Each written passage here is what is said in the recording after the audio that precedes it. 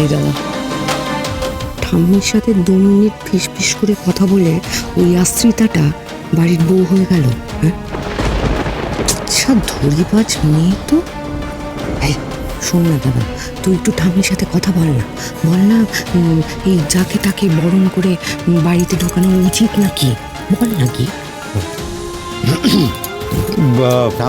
আমি বলছিলাম যে তুমি আবার নতুন করে কি বলবে? আমার সিদ্ধান্ত শুনেছ, এর কোনো নড়চড় হবে না। যেমন তেমন মেয়ের সঙ্গে ছেলে বিয়ে দিলে হলো? ওই মেয়েকে যদি দরকার হয় না, তাহলে টাকা দিয়ে ভাড়া করে নিয়ে যাব আমাদের সাথে, পাহারা দেবে আমার ছেলেকে। বাড়ির বউ করতে যাবো কোন দুঃখে? কে জানে, ওর মধ্যে যদি এসে দেখে মায়ের মেয়েকে বরণ করছে, তাহলে যে কি কাণ্ড হবে। উফ, ঠাকুর, কি যে করি। তুমি এখানেই দাঁড়াও।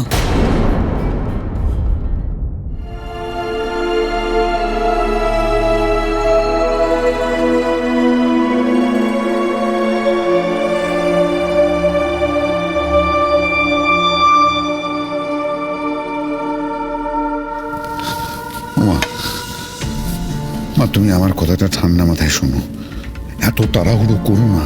তুমি তো পয়মনটিকে চেনো। তুই তো আমাকেও চিনিস বড় বোকা। না বুঝে না শুনে আবেগের বশে কোনো কাজ করেছি কখনো?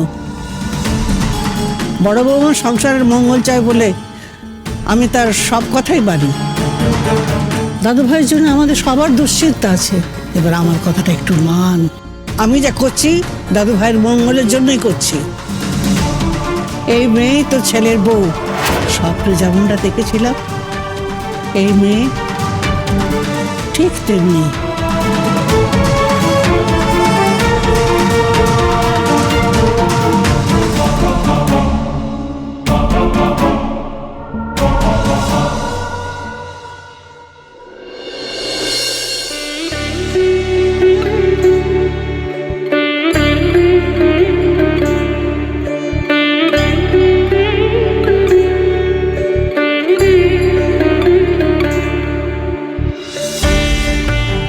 দুপুর গড়িয়ে গেল, এখন বুঝি বাবা নীলকণ্ঠের পুজো হচ্ছে। কি জানি বাবা নীলকণ্ঠকে আবার কবে নিজের হাতে পুজো দিতে পারবো। বাবা মাই বা এখন কি করছে কে জানে।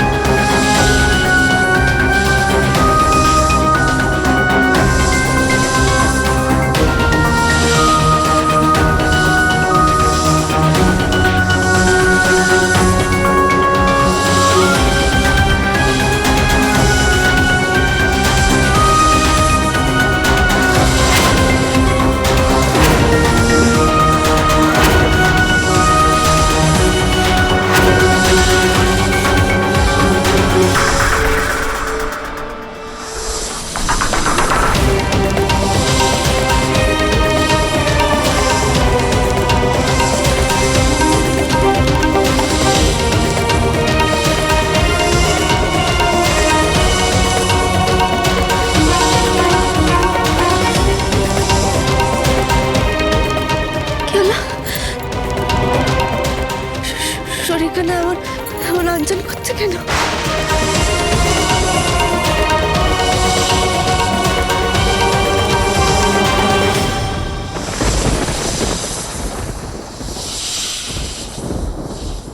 যাকে রাতবো করতে চেয়েছিলাম সেই আমি চিনে নিয়েছি। সাপের ফাড়া থেকে এই বাঁচাবে দাদু ভাইকে। মা, পয়মনটি কিন্তু আর কথা নয়, বড় বৌমা কত দূরে আছে সেটা খোঁজ দে। সে এসে পৌঁছতে না পারলে ছোট বৌমা নাকবুকে বরণ করবে। আচ্ছা মা, তোমার কি মনে হয় পয়মনটি এই গ্রাম্য মেয়েটিকে ছেলের বউ হিসেবে এখানে নিয়ে এসছে? কিঞ্জল কি বললো শুনলে তো তুমি? ও যে ওর স্মৃতিতে রংটা দিয়েছে সেটা ওকে বিয়ে করার জন্য নয়, এই মেয়েটাকে বিপদের হাত থেকে বাঁচানোর জন্য। তাছাড়া কিঞ্জল তো আমাদের সবার সামনে বললো যে ওকে বউ হিসাবে স্বীকারই করেনি। মা, এরপরেও যদি তুমি এই এই মেয়েটাকে বরণ করে ঘরে তোলো, তাহলে পয়মন্তীর কুরুক্ষেত্র বাদিয়ে দেবে। মা, পৃথিবীতে আমি একটা জিনিসই ভয় পাই, পয়মন্তীর অশান্তি। ছেলের মৃত্যু যোগকে তুই ভয় পাস না? এই মেয়ে আমাদের একমাত্র আশা ভরসা, বড় খোকা। তাকে মাথায় তুলে রাখ। ঠাকুরের কৃপায় এই মেয়ে বাড়িতে এসে পৌঁছেছে তোর ছেলেকে রক্ষা করার জন্যে।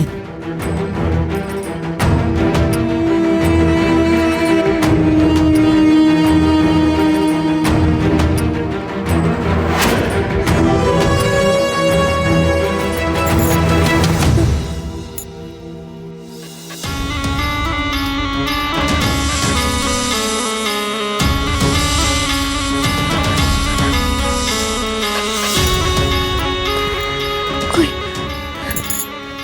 কানে তো কেউ কথা কইছে না, তাহলে তাহলে শরীরখানে আমার আচর করছে কেন? মনটা খাইছে কেন?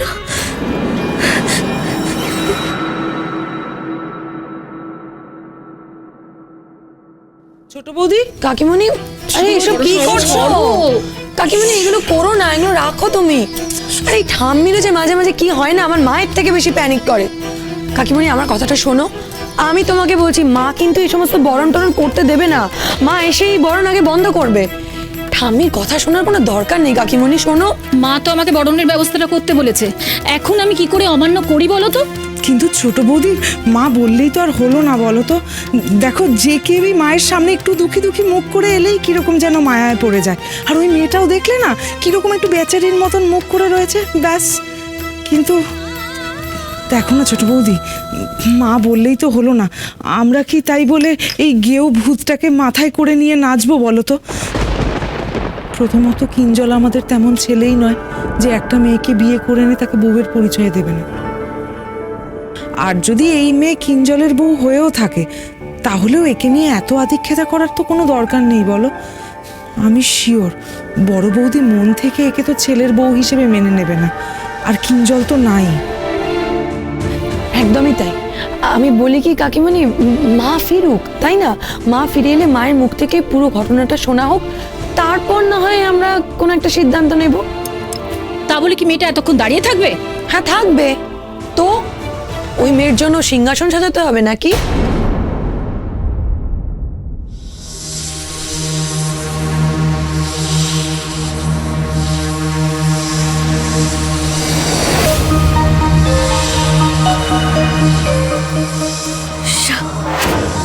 আশেপাশে সাপ আছে, কিন্তু এখানে সাপ কোত্থেকে আসবে?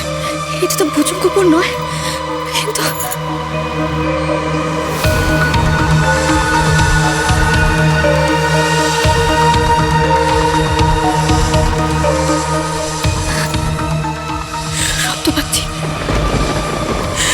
শব্দ পাচ্ছি, তো সাপের চলার শব্দ।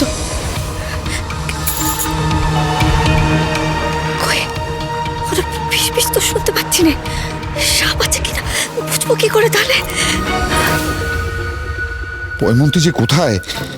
ফোন করে যাচ্ছি, এতবার ফোন করছি, কিছুতেই ধরছে না। ওই ছোট বাবা, আরে তোমাদের হলো? মেয়েটা কতক্ষণ বাইরে দাঁড়িয়ে থাকবে? কি বুঝছিস হাওয়া? আমার তো কিছুই ভালো ঠেকছে না রে দাদা। এই মেয়ে যদি সেই মেয়েই হয় যে কিঞ্জলকে সাপের হাত থেকে বাঁচিয়ে রাখবে, তাহলে তো তোর আর আমার জন্য এই মেয়ে পথের কাঁটা। আমিও ঠিক এটাই ভাবছি ও আশা করতে। এই যদি এই বাড়িতে থাকে তাহলে তো আমাদের সাড়ে সব বোনাস। কিন্তু ঠাম্মি তো একদম একরোকা হয়ে গেছে, কোনো কথাই শুনছে না। না, কথা তো শুনতে হবে, কথা শুনতে হবে। এই মেয়ে যদি টিকে থাকে তাহলে তো কিঞ্জল বেঁচে থাকবে, আর কিঞ্জল যদি বেঁচে থাকে তাহলে জেঠুমনির সম্পত্তি তোর আর পাওয়া হলো না রে দাদা।